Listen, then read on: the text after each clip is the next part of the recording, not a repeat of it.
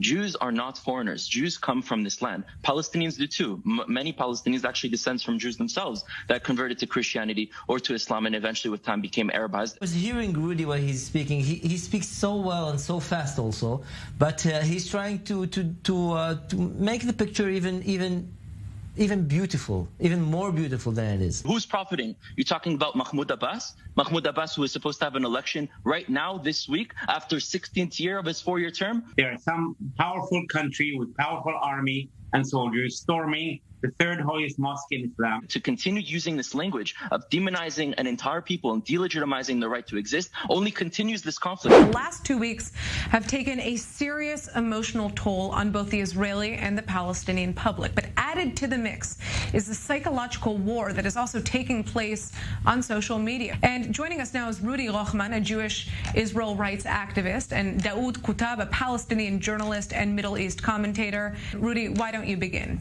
The problem is that all the attempts to communicate are always trying to communicate to the rest of the world rather than to each other. We're always communicating to America, to Europe, to other countries. This is why our side is right and why their side is wrong, rather than actually talking about the why things are happening, not just the what, but why the things are happening, and communicating to each other, Israelis and Palestinians, for us to understand what is going on, what is the identity of the other, what is the experience and the suffering and the aspirations of the other, and how can we actually heal the situation here in the land and build something that works for us all. And that's not what's happening. I would like to say a word about that. I would agree of some of the things that you just said, but I cannot really agree about speaking about emotions while you're speaking about Sheikh Jarrah and the evictions of the 8 families, because we're not really speaking about only 8 families. This is the only beginning of these 8 families that had a judgment in the court.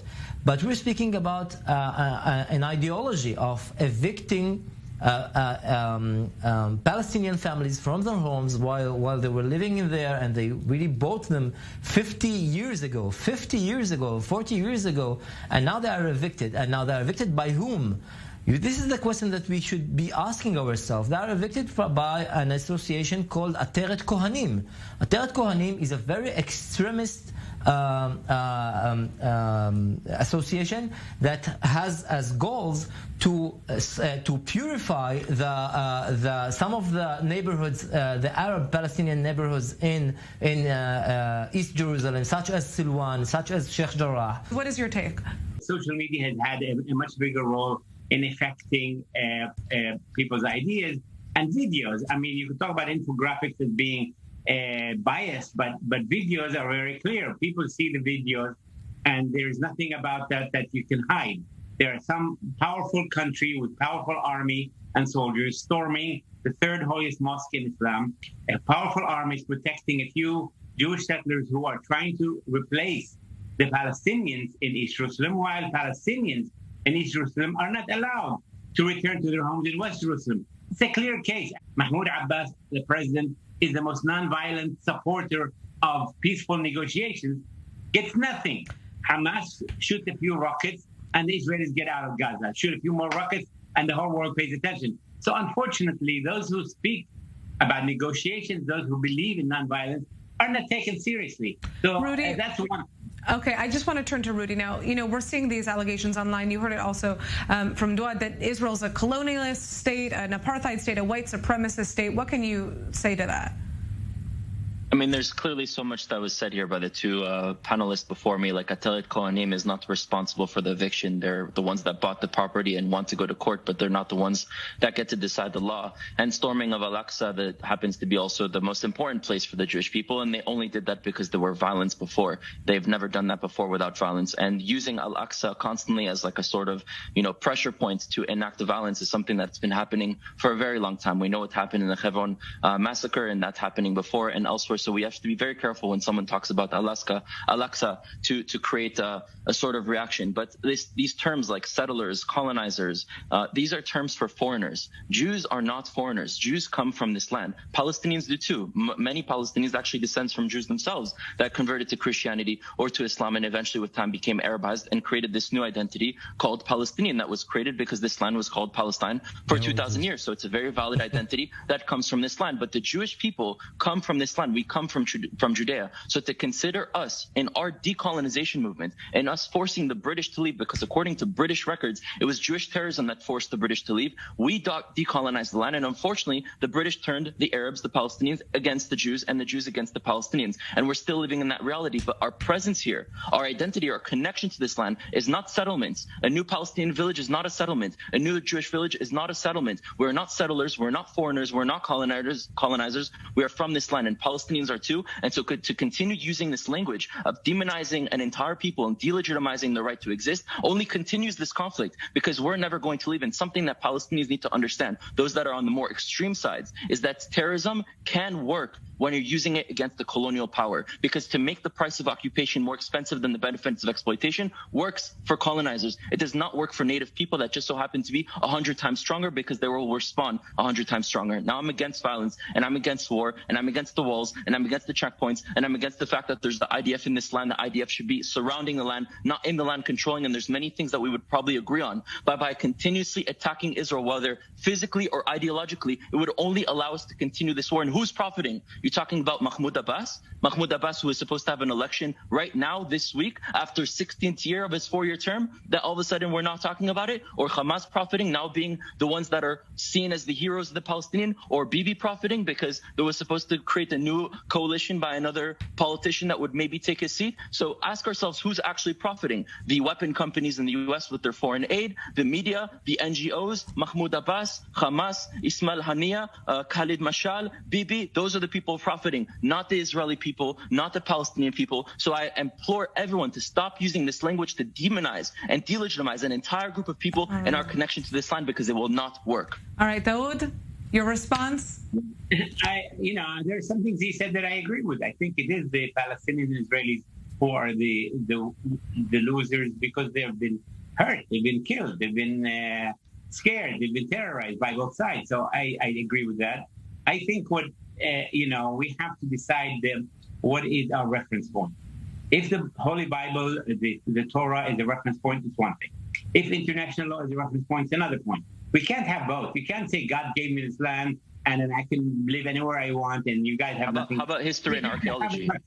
So I think the two-state solution has been revived.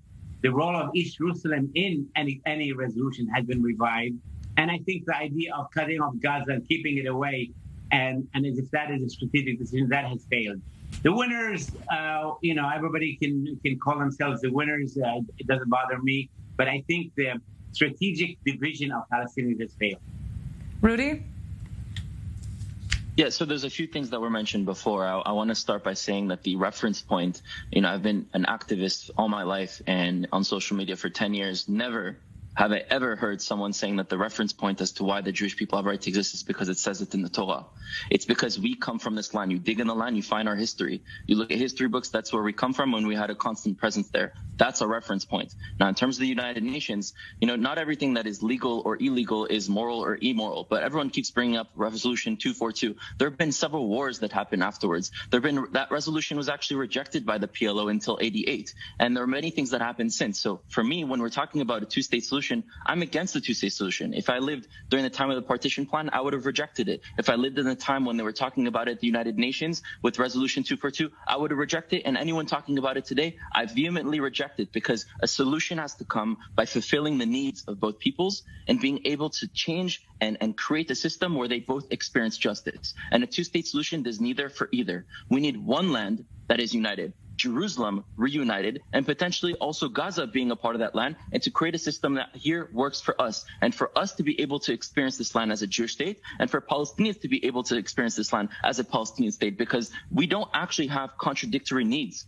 When we actually take the time to speak to each other and realize what are the needs of both peoples, they don't contradict. They only contradict in our mind because we superimpose our own definitions of identity and our own definitions of aspirations onto the other, because that's what everyone else wants to see. That's what England wanted to see when they were colonizers, and they did the same thing to us that they did to Pakistan and India and the ethnic groups in Afghanistan and the ethnic groups in Nigeria. And today, those that are profiting are those that are in power, Mahmoud Abbas included, those that are head of Hamas included, the weapon companies that are making all all the money by selling weapons to Israel and having Israel dependent on America, allowing America to do what it wants. All these media companies that are playing the game and dividing us. All these NGOs. My father told me a sentence growing up. He told me that every organization could be originally created to serve a cause, but eventually the cause serves them. And that's not any different for all these NGOs that are profiting and that are in bed with all these politicians and embezzling money. And they're all rich and millionaires, not because they invested in Bitcoin and Ethereum a few years ago. It's because they're embezzling all that money that is supposed to go and help the people. So how about we start focusing